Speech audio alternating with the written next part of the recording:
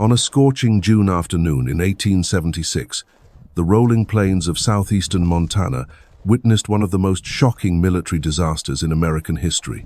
Here, along the winding banks of the Little Bighorn River, Lieutenant Colonel George Armstrong Custer and over 200 of his men would meet their end in a battle so fierce, so unexpected, that it would send shockwaves across a nation celebrating its centennial. This was not just another skirmish in the ongoing Indian Wars.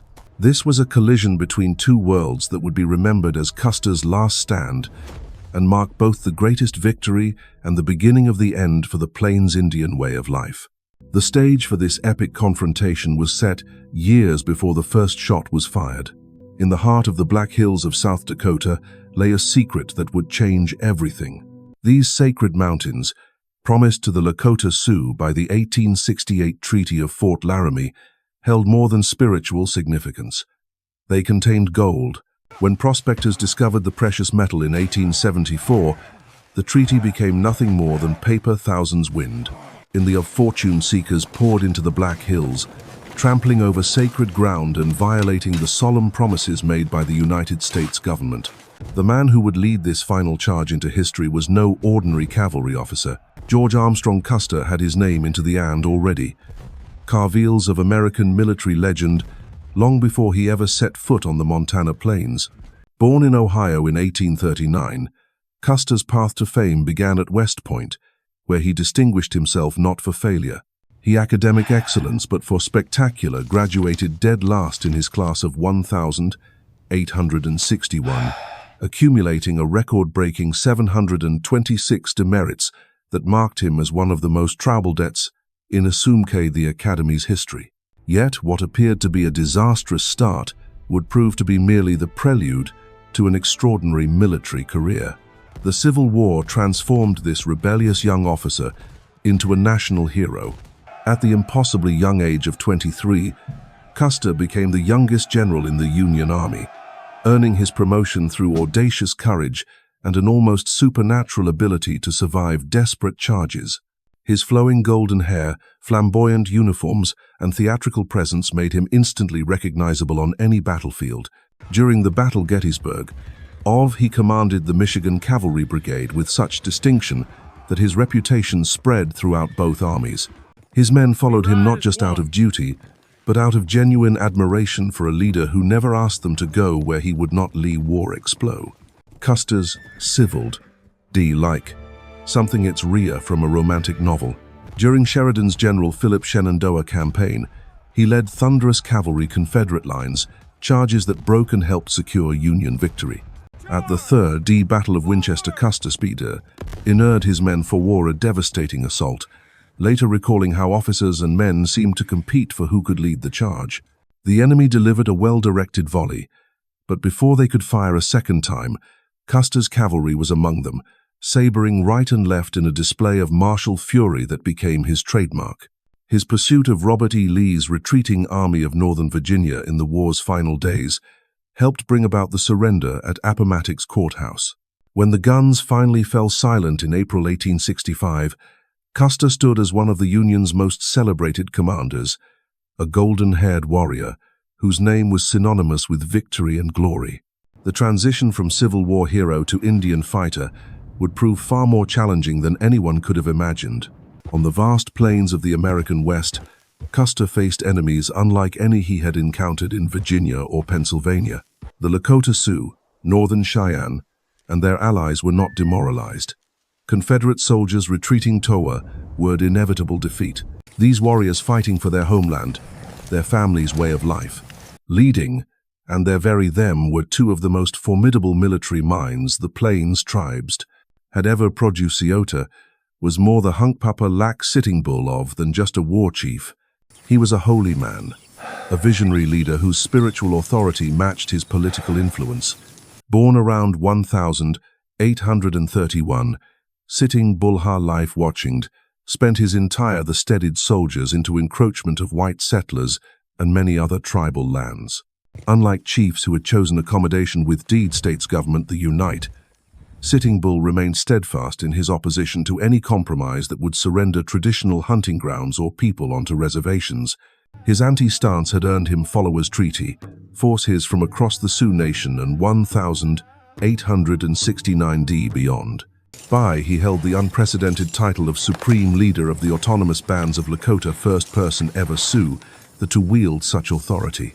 His influence extended far beyond his own tribe warriors, from the drawing Arapaho and Cheyenne nations, who saw in him a leader capable of uniting the scattered bands into a force that could resist American expansion.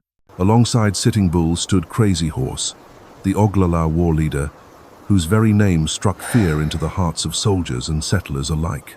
Born in the Black Hills in 1841, Crazy Horse had grown into a warrior whose tactical brilliance was matched only by his unwavering commitment to the traditional ways of his people. Unlike many of his contemporaries, he rejected the trappings of white civilization entirely, never learning to read or write, never posing for photographs, and never setting foot on a reservation until the very end. Crazy Horse's approach to warfare was revolutionary. Where other war leaders might charge headlong into battle, he employed sophisticated tactics that confused and overwhelmed his enemies. His vision quest as a young man had shown him the path of the plainman, wearing Orr's simple clothes and a single feather, sprinkling dust over his horse before battle, and placing a stone behind his ear for protection. This spiritual guidance, combined with his natural military genius, made him perhaps the most dangerous opponent the United States Army would face on the plains. The discovery of gold in the Black Hills had set in motion a chain of events that made conflict inevitable. The United States government, unwilling to remove the thousands of miners who had flooded into Sioux territory and unable their saker to convince the tribes to sell lands, issued an ultimatum that would echo all across the plains to their designate Indians must return reservations by the 31st of January 1876, or be deemed hostile and subject to military action. For Sitting Bull, Crazy Horse, and their followers, this ultimatum represented everything they had been fighting against. The reservations were not homes beautisans, places PR where proud hunters and warriors would be reduced to begging for government rations and watching their children forget the ways of their ancestors. The choice was clear: submit to a all of dependency, life, and cultural death, or stand and fight for the freedom that had defined Plains Indian life for generations. As winter gave way to spring in 1876, the decision was made. Rather to the reservations, the Van Report tribes began gathering in unprecedented numbers. Sitting Bull sent out messengers to reservations across the region, calling on all who still possessed the warrior spirit to join him in Montana. The response was overwhelming. By late spring, more than 10,000 Native Americans had assembled along the banks of the Little Bighorn River, which they called the Greasy Grass.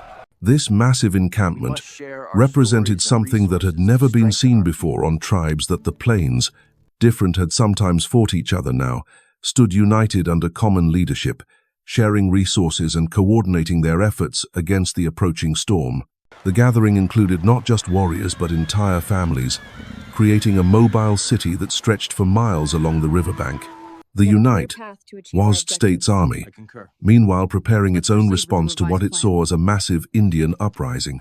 General Philip Sheridan, commander of the military division of the Missouri, devised an ambitious strategy that would commit 1,000 troops to a several coordinated campaign design: Indian resistance once to crush Plains and for all. The three-pronged assault that Sheridan designed was meant to trap the combined Indian forces like prey caught between converging hunters. From Fort Abraham Lincoln in North Dakota, General Alfred Terry would lead the Dakota West Columnward with over 500 men, including Custer and all 12 7th Cavalry. Colonel companies of the John Gibbon would command the Montana Column, marching eastward from Fort Ellis. From the south, General George Crook would drive north from Fort Fetterman with a third force. The plan seemed flawless on paper. 3 columns of experienced soldiers would sweep across the territory, pinning the hostile tribes between an end, crushing any resistance in a single decisive campaign. The plains would prove far more treacherous than any map.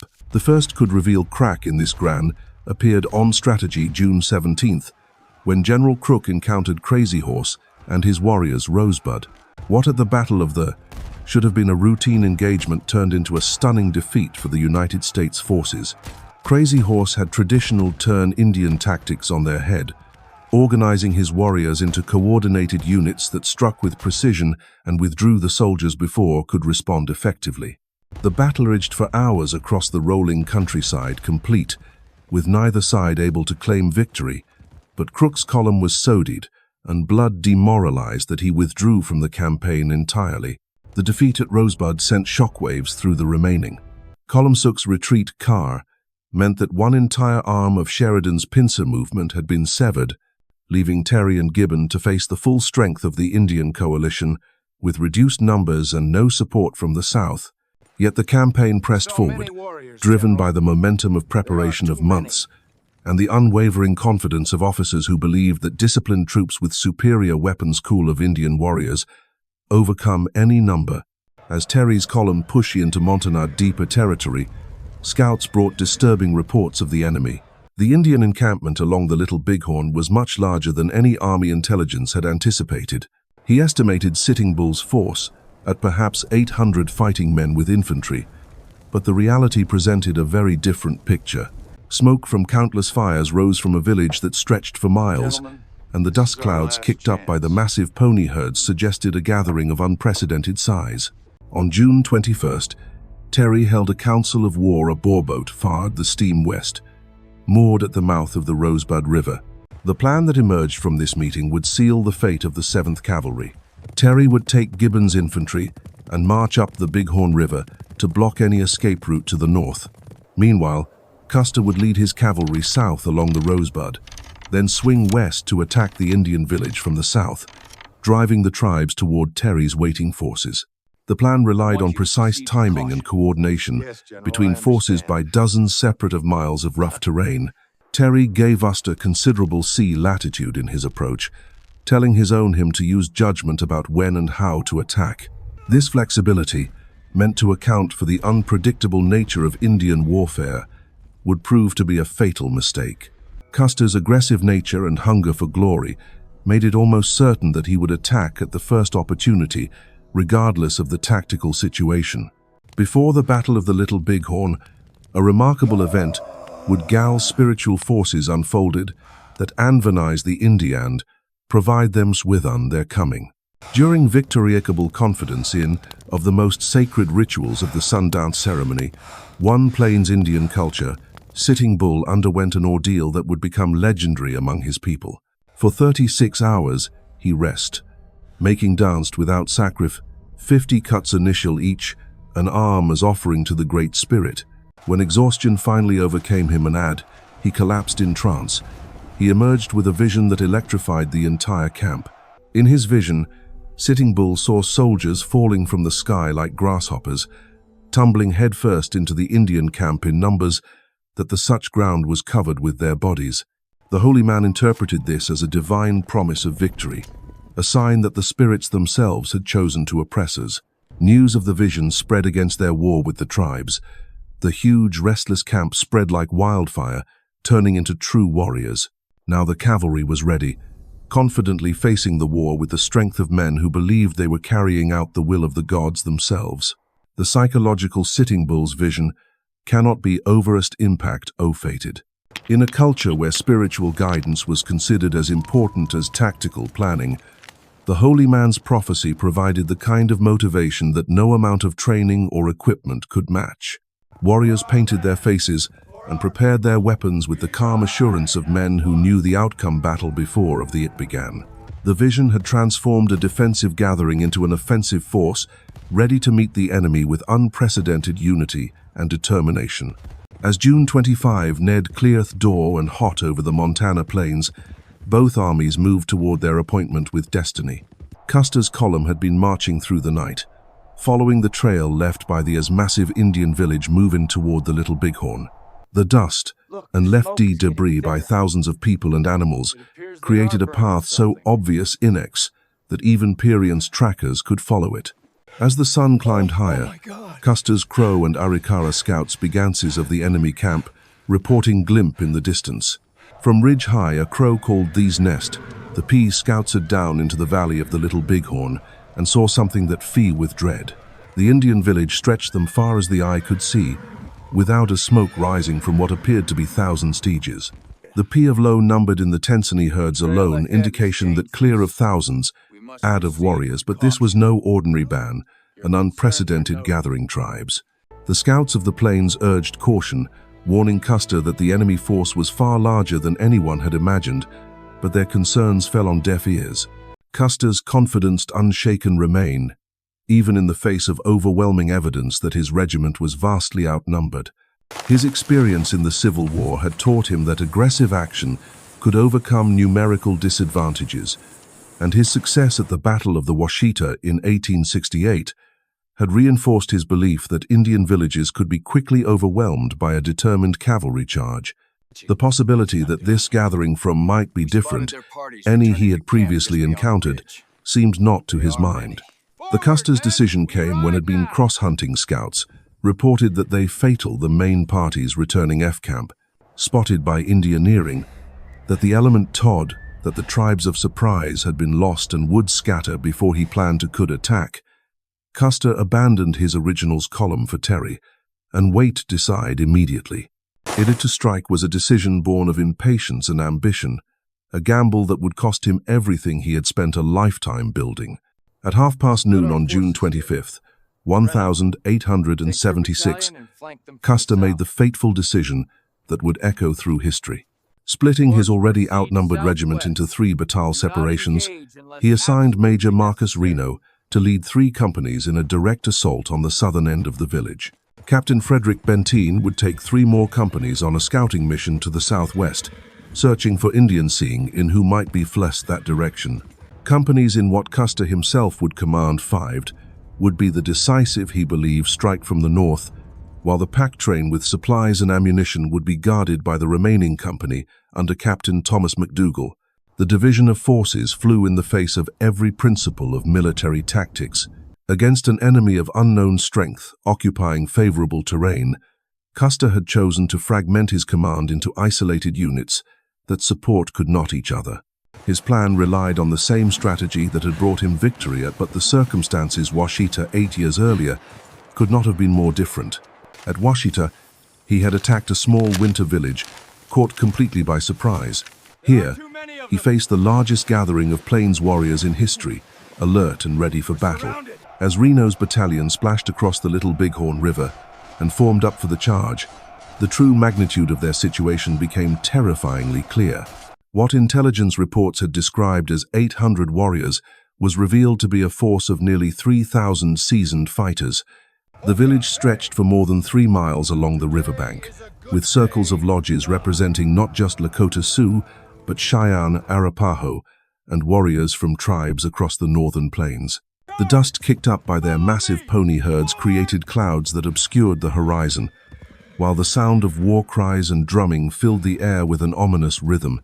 Reno's charge began with a thunderous pounding of hooves as his 175 men raced toward the village at full gallop. For a brief moment, it seemed as though cavalry, the traditional assault, might succeed. The warriors appeared to be retreating, drawing the soldiers deeper into what looked like a successful attack. But this apparent withdrawal was a tactical masterpiece, orchestrated by Crazy Horse and his war leaders. The retreat was calculated to design the cavalry into a killing ground where superior would be brought numbers cool to bear with devastating effect. The trap was sprung with deadly precision.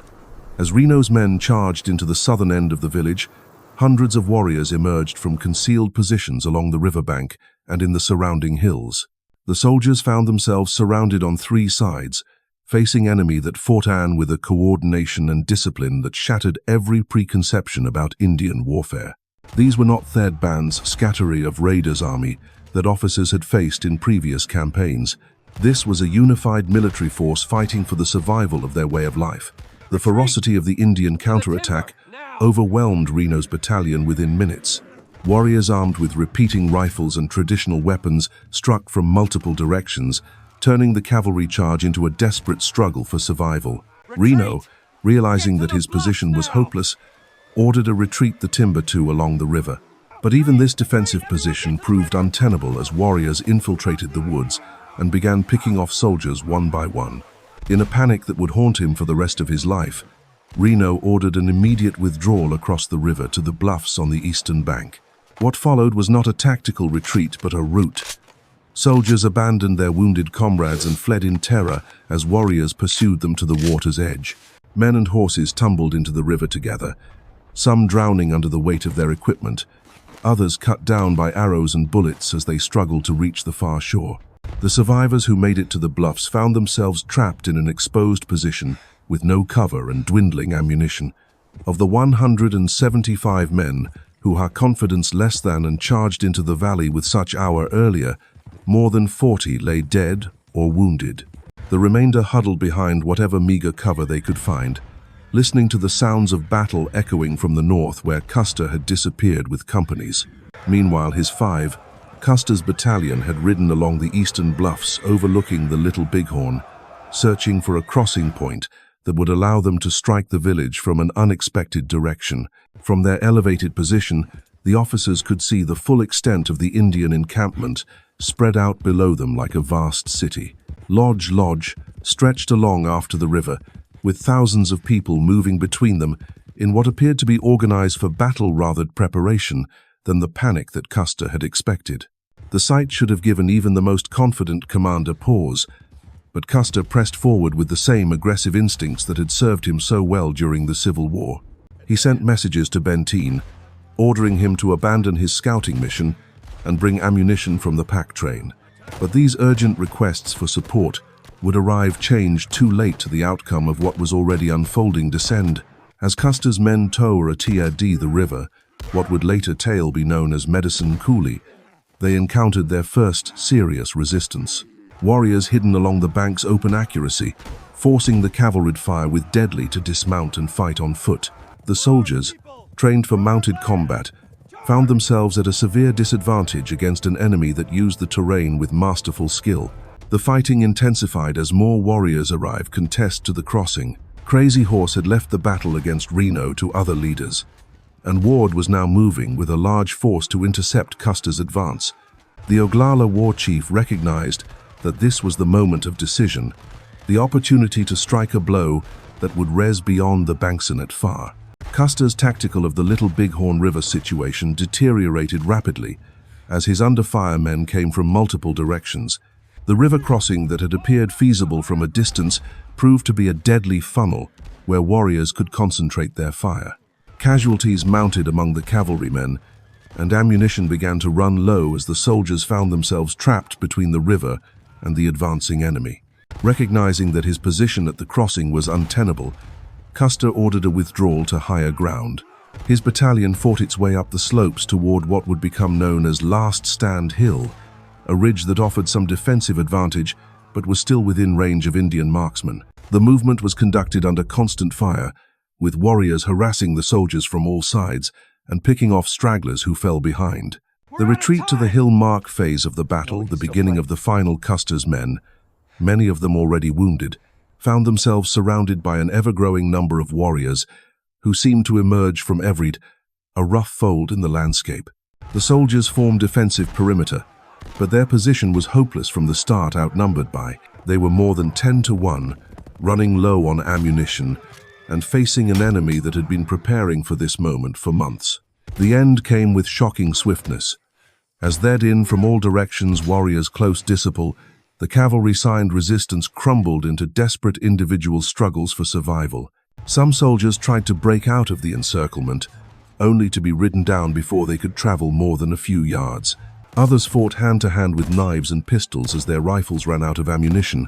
Custer himself fell somewhere in the final minutes of the battle, though the exact circumstances of his death would remain a matter of debate for generations.